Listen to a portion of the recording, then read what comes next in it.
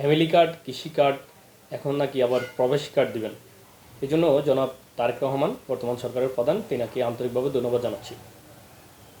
আমার কথা হচ্ছে, সবগুলো কার্ড আলাদা না করে একটা সার্ভিসে যদি সকল কার্ডের সার্ভিস, সকল সুবিধা পাওয়া যায়, তাহলে আমাদের জন্য, জাতির জন্য আরও বেশি ভালো হবে। কারণ আমাদের দেশে অনেক রকম ভাতা প্রদান করা হয় সরকারিভাবে।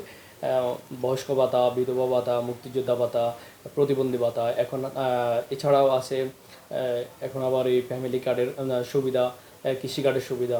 এছাড়াও না হয়তো শুনেছি প্রবাসীদের জন্য আলাদা করে ভাতা দেওয়া হবে অথবা বিভিন্ন সুবিধা দেওয়া হবে।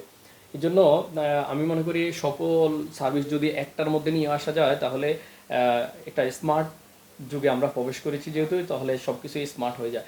আর আমাদের যেহেতু একটা স্মার্ট এনআইডি কার্ড আছে, সেটা দিয়ে আমরা অ্যাকাউন্ট করতে পারি, পাসপোর্ট করতে পারি এবং আমাদের সকল নাগরিক সুবিধা সেটা দিয়ে পাই, তাহলে আমাদের জন্য আরও বেশি ভালো হয়।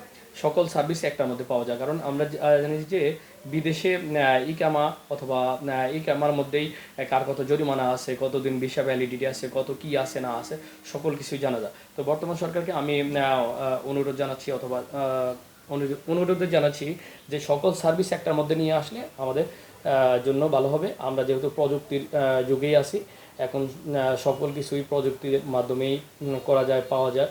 সেই জন্য ফ্যামিলি কার্ড অথবা সকল কার্ড আলাদা না করে আপনার সকল কিছু একটা স্মার্ট কার্ডের মধ্যে নিয়ে আসলে ভালো হবে। তাহলে তার এনআইডি নাম্বারটা টাইপ করলে সে কী সুবিধা না পায়, কী সুবিধা পাবে অথবা কী অসুবিধা হবে, কার কী হবে না হবে, সকল কিছুই একটার মধ্যে পাওয়া যাবে।